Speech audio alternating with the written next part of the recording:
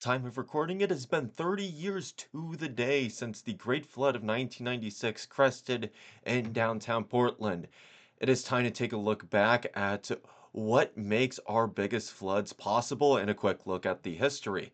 I'm doing this rather than a commemoration yet because we have a special commemoration meeting that the Oregon AMS chapter will host. I will show that at the end. In the meantime, this is meteorologist Hannes Leach bringing you this PNW Weather 101 episode. So there are two main periods for flooding. First period is winter floods, which happen could be as early as October, could be as late as April, though the major floods tend to not occur in October because of reasons I will specify later. And then the second type is spring melt-off flooding, which occurs either in May or June due to rapid runoff from snow melting in the mountains. So let's start with the winter floods and what makes these happen. The worst floods have both of the following ingredients. Generally, you need a major atmospheric river, possibly for multiple days in a row. Warm temperatures with high snow levels become likely with this type of setup. 8,000 feet or higher is not uncommon. It's also not uncommon to lose 4 to 5 feet of snowpack with with the strongest atmospheric rivers that we have received, including one in 1996 that led to the Great Flood then. Deep snowpack prior to the atmospheric river below 2,500 feet. I'm using 2,500 feet just because most of the Coast Range's peaks top out somewhere between about 2 and 3,000 feet, though significant portions of the Coast Range only top out around 1,500 feet, and some of the lower gaps, like the Salmon River Gap along Highway 18, top out at about 750 feet instead.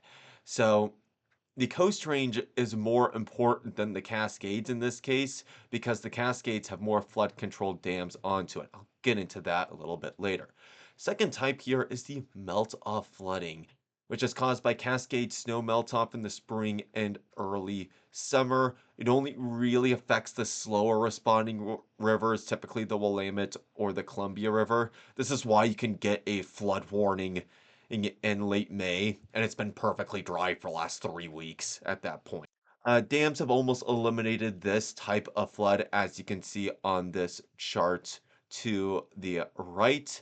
So the white line is what is actually the average observed flow, and compare that to the pre-dam flow. So that would be this black line and then the gray adjusted line as well to adjust for changing rainfall patterns the last 50 years or so. This is an average of 30 years from 1970 to 1999. You could see that the flow rate was about 40% less than what it was without any of the dams. So that means that the dams are stopping some of the flooding.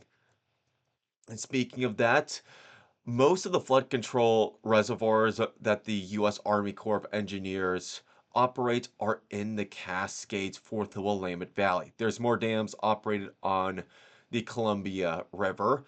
The Army Corps of Engineers operates 13 dams, including Detroit Lake, Green Peter, and Foster reservoirs on the Santiam River basins.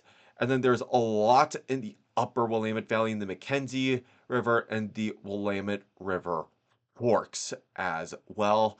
Plus, the only dam that they operate in the Coast Range drainage is on the Long Tom River, which forms Fern Ridge Lake.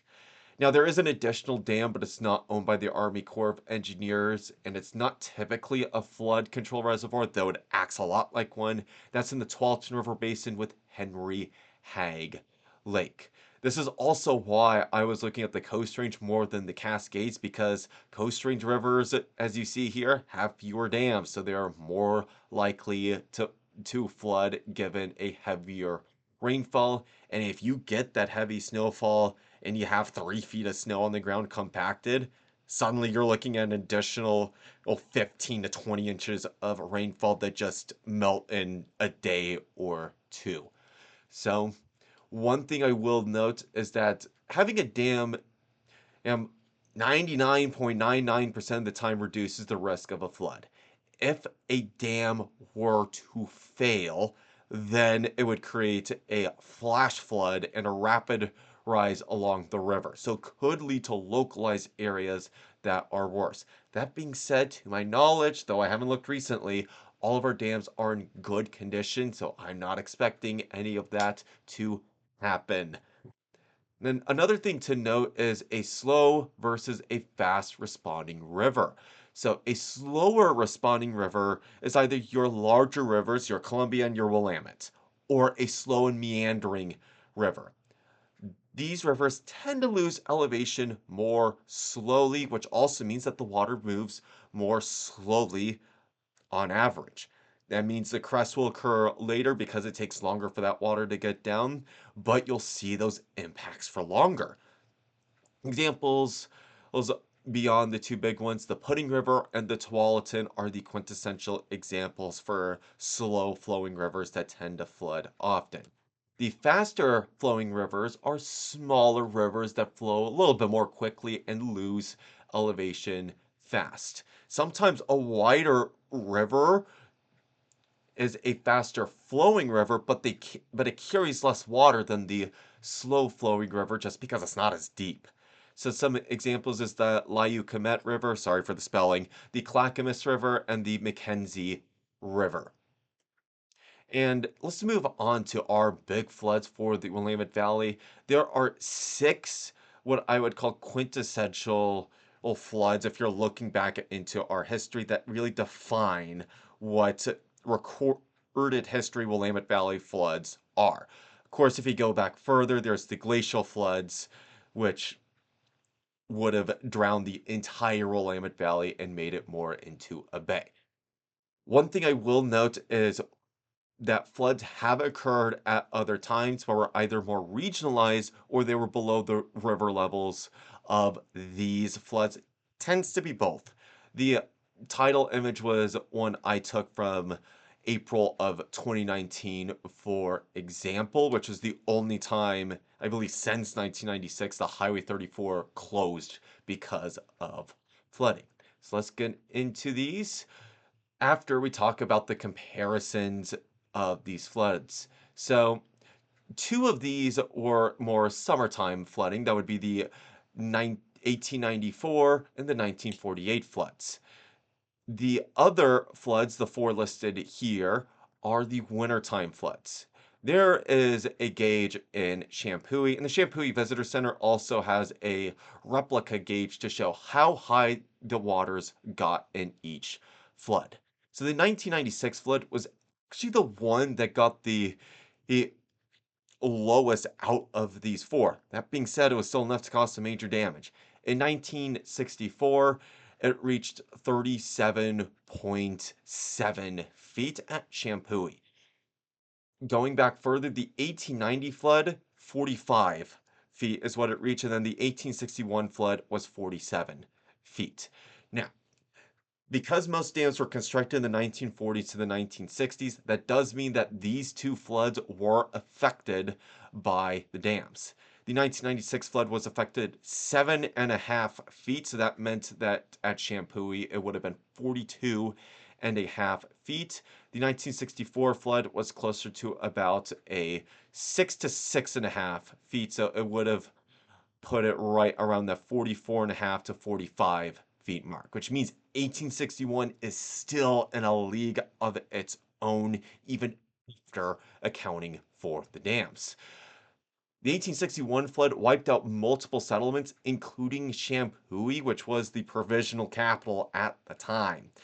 The river reached 5 miles wide near Harrisburg, and it flooded 320,000 acres. This is double more than any other flood in recorded history, with the exception of 1890, which reached, I think it was 280,000. I don't quote me on that, please. Some Native American tribes, specifically citing the Umpqua tribe, called it the largest flood, even in their own legends. The flood was so big that the Willamette Falls became navigable. So in more recent floods, it looks more like a rapids. You could in the 1861 flood, you could actually bring a boat up and down and have it be perfectly safe if you can manage the quicker flow of water by default. Most of these floods tend to be followed by a period of more seasonal weather or a little bit warmer than average. Not this flood. This was followed by the coldest month in recorded history. January of 1862, the average temperature was 21.4 degrees at Fort Vancouver, which was 5.2 degrees colder than Vancouver's second place month, January of 1930. So that saturated ground just froze right over and created a mini flood by comparison when that finally melted in February of 1862. The 1890 flood, the mid Willamette Valley was the hardest hit from this. Portland got spared from the worst of the damage, though low lying streets were still flooded. Bridges were wiped out and significant damage occurred, especially around Salem. The City of Salem Archives has a sketch of the bridge that was crossing the river near downtown Salem, which collapsed because of the pressure from the flood waters and the debris that it was carrying. I don't know how long it took for the bridge to be reconstructed after that. Next flood afterwards, and the first of our two late spring, early summer floods, is the 1894 flood. So this was a record high at the downtown Portland's Willamette River gauge. I will note that this gauge was not around in 1861. We do not know how high the Willamette River got in downtown Portland then. The sidewalks were raised just to have life go semi normal for the 3 weeks that floodwaters were flooding downtown. Flooding was primarily limited to the northern Willamette Valley at a damaging level, which is made worse by the Columbia backing up the flow of the Willamette River. So that is a key aspect of these late spring, early summer floods is the Columbia tends to be worse than the Willamette, versus in the wintertime floods, the Willamette tends to be worse than the Columbia. Now moving on to our more quote-unquote modern floods. The 1948 Vanport flood, which was caused by a rapid melt-off after a cool spring combined with an unusually late set of atmospheric rivers and levee failures, which destroyed the second largest city in Oregon at the time, which was called Vanport. Vanport was on what is now known as Delta Park today, and it took almost a month for floodwaters to recede. The Oregon Historical Society has this photo posted on their website of what the flood looks like near its peak, and there's very few structures that are even left. This all used to be covered by either buildings or trees. This is probably the most damaging flood in Oregon's history in terms of the major floods. If you're looking at flash flooding, that would be the 1903 flood in Heppner, which is not included in the scope of this video. The 1964 flood, the mid to upper Willamette Valley was hit harder than the Portland metro area was. The river was about 2 to 5 feet above what it was in 1996. Dams at the time helped reduce it by about 6 feet or so, according to the city of Salem. This is also the last known time downtown Corvallis was under or water, and that's the image on the right here, posted from Oregon State University's library.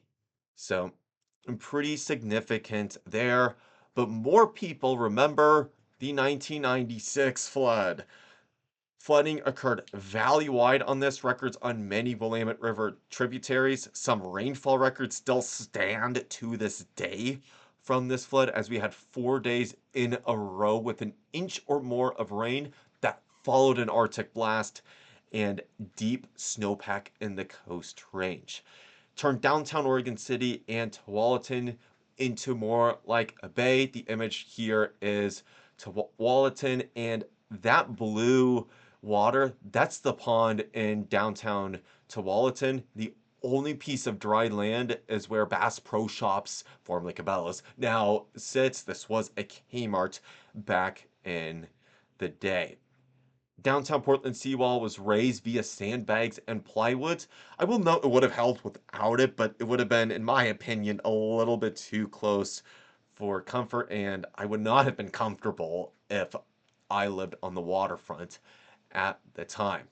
So, if you want to learn more about flood impacts, specifically the 1996 flood, the Oregon chapter of the American Meteorological Society, we will be hosting a 30th anniversary commemoration meeting on Monday, February 23rd at 6 p.m. at OMSI. I will be there. I'm the vice president of the chapter.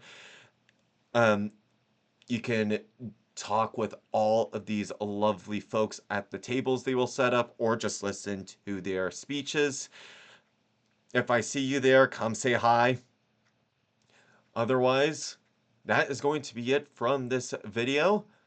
Thank you all for watching. I will know one fun fact and why we're specifically hosting at OMSI besides our previous partnership is that OMSI was actually shifted off its foundation from the 1996 flood. We'll have more on that at that meeting. So until I talk to you next time, please stay safe out there and take care.